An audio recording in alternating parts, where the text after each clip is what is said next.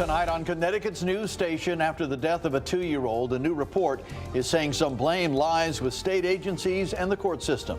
We're unpacking why and getting responses from those involved. And we're following breaking news tonight. 4 students and an Uber driver were seriously injured in what police say was a drunk driving incident. And tonight, a local university student is under arrest. More details straight ahead. New funding coming into the state for people that need help keeping their homes warm in the winter. We'll tell you how much as demand for assistance skyrockets. Now at 10, this is Fox 61, Connecticut's news station. And we begin tonight with a scathing report that says state agencies and court systems were partially responsible for the death of a toddler. Thanks for joining us for the news at 10. I'm Brent Harden. And I'm Sarah Sanchez. Liam Rivera was just 2 years old when he died, the subject of an open child abuse case. He was also under the supervision by the Department of Children and Families. Fox 61's Jake Garcia has the details on what that report found. He joins us in studio tonight with more. Jake? Well, Brent and Sarah, the nearly 60-page report by the Office of the Child Advocate says 2-year-old Liam Rivera died despite a multitude of warnings in the weeks and months leading up to his death. The report also calls on lawmakers to act to prevent something like this from ever happening again. What is it going to take to have the kind of quality control that is needed at this very complex, challenging job?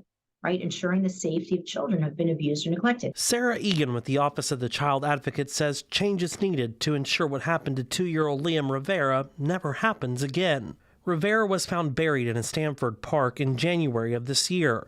His cause of death, homicide due to blunt force trauma. A new report says state agencies and the court system knew Liam Rivera was being abused before his death due to an open DCF case with supervised visits and a pending court case. And none of these safeguards worked to ensure Liam stayed safe and healthy. The DCF commissioner doesn't deny knowing the details of the report. We know everything that's in that report and then some. 10 months ago, when this tragic incident was brought to our attention, we began our own rigorous quality assurance assessment of all of our work on the case. Known for his love of the outdoors and cars and his happy-go-lucky attitude, Rivera's foster mom doesn't want his memory to be forgotten.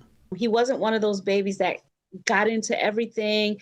He wasn't one of those babies that didn't listen or cried, cranky, no. Torres says they were not involved in the court's decision to have the boy returned to his birth parents. When she came, she says, we was like, well, wait a minute, we asked her. And she said, well, the judge said he has to go, he has to go. And now she's calling on lawmakers to ensure this doesn't happen again. We are Liam's family. We're his voice.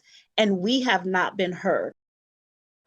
Now, an investigation into Rivera's death remains active. His birth parents are not directly charged in his death, though they both face felony counts of risk of injury to a child. Both are expected to appear in court in January. Live in studio, Jake Garcia, Fox 61, Connecticut's news station.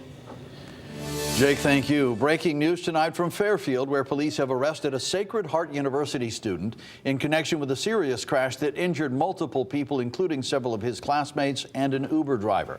Police arrested 19-year-old Tyler Delk, charging him with driving drunk in that crash last month. 4 female Sacred Heart students and the Uber driver were badly hurt when their vehicle was hit near Jefferson Street. Police say Delk was 10 times over the legal blood alcohol limit for a person under the age of 21.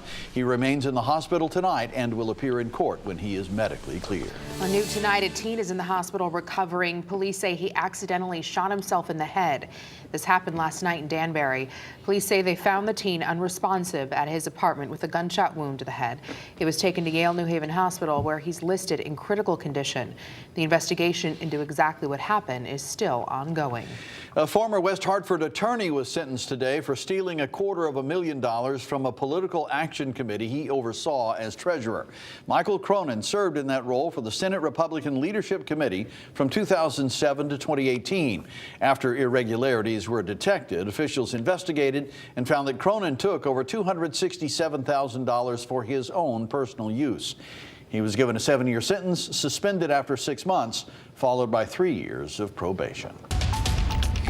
All right, turning to the forecast now. We're in for a beautiful week of weather here in Connecticut. Already beautiful. Another really beautiful fall day today, even though we started the morning out rather chilly. Yeah. Chief Meteorologist Rachel Frayne joining us now for the latest on the rest of the week. Rach? Yeah, it was frosty this morning to start things off, but temperatures are heading in the opposite direction now. Up and away, 70s, maybe even near 80 as we head close to this weekend, which is just wow for this time of year, especially since we're already starting to see all that foliage really popping outside in sharp contrast. 53 degrees right now in Hartford. We are quiet not only as we head through the evening tonight, but tomorrow and right into most of this weekend as well, which means dry weather for you, and that means you can spend more time outside enjoying these warmer temperatures as well. We've got quite a range out there. It's 48 in Meriden, but 60 degrees for the New Haven area. We will see overnight lows bottom out in the 40s for most of the state tonight, so right out of the gate, not as cold as it was when you woke up this morning, with overnight lows that were in the 30s for a lot of the state. Some sunshine to start off the day. Enjoy it, because I think we lose the sun as the day progresses, increasing clouds, eventually turning cloudy. But even so, look at the temperatures. We're close to 70 tomorrow, and this is us just getting started. We'll talk more about those warmer temperatures in the days ahead coming up. Thank you, Rachel. Yeah, while this forecast may not have you thinking about turning on the heat, it's a thought weighing heavy on many people's minds as the cold months are quickly approaching. And for those needing help to pay for home heating, Connecticut's congressional delegation has good news. Our state is receiving $72 million in federal funding from the Federal Low-Income Home Energy Assistance Program, and it comes just in time. State heating assistance programs have seen demands go up 10%. Connecticut lawmakers say we could get even more funding come this winter. A West Hartford teacher accused of using a racial slur in the classroom has resigned. The West Hartford superintendent confirmed in a message to parents and families in the district that the teacher in question will have no further role in the West Hartford School District. The incident happened just a few days into the new school year when a parent reported that teacher used a racial slur in front of her 13-year-old son, who is a black student. The superintendent says the district remains committed to creating safe and inclusive spaces for all students. An update out of Windsor, where police say they've found the car that went into the Connecticut River over the Bissell Bridge. They say a body was also found inside the car, but they have not released any additional information. Environmental Conservation Police say they got a report this morning from a person who said they saw that vehicle drive into the water. A new video released today in a deadly police shooting in Prospect last week. The Office of the Inspector General identified the man killed when officers were called to a home on Merriman Lane Friday afternoon for a possible disturbance. Fox 61's Jake Garcia has the details.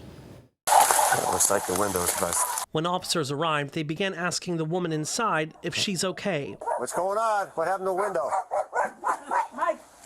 Mike did it. Body cam video shows the woman removing the window, allowing officers to see inside. In the video, police say you can see 48-year-old Michael Strink go into the kitchen and open a drawer and pull out a knife. Drop it! Drop it! The video shows Strink throwing a knife at Officer Turney, which narrowly misses him. Drop it! Drop it! Officer takes a step inside when Strink begins to charge with what appears to be another knife in his right hand. This is where we've chosen to stop the video. Officer Turney shot Strink twice. Paramedics pronounced him dead on the scene. The Office of the Chief Medical Examiner ruled the cause of death as a gunshot wound to the head. Again, that was Fox 61's Jake Garcia reporting. The case remains under investigation by the Office of the Inspector General and the Connecticut State Police. They are working to determine whether the use of deadly force was justified. Connecticut's joining more than 36 states to sue Meta, the parent company of Instagram and Facebook. The suit alleges those social media sites are harming the mental health of children. Attorney General William Tong and 41 other attorneys general say Meta knowingly designed and used features to hook children and teens in. They also claim Meta falsely assured the public that their features are safe and suitable for young users. Meta makes money and profits off of monetizing kids' addiction. Meta targets your children and mine. The attorneys general argue Meta is violating state and federal laws to turn out the highest profits they possibly can. And a spokesperson for Meta issued a release saying they share the same sentiment when it comes to safety online, but they are in part, quote, disappointed that instead of working productively with companies across the industry to create clear, age-appropriate standards for the many apps teens use, the attorneys general have chosen this path, end quote. A new attend hundreds of people gathered inside Emmanuel Synagogue in West Hartford tonight for a vigil in solidarity with Israel. The Greater Hartford Rabbinical Association hosted the prayer vigil to bring people together to show their support for the people of Israel. The event invited people of all different faiths and backgrounds to stand together. To find solace in community, in prayer, to strengthen each other, and to strengthen our resolve to support Israel. So many people are hurting, they're devastated. Many people love and are connected with Israel. Many of us have family and friends who are there. During the prayer vigil, those in attendance also called for the release of those still being held hostage by Hamas.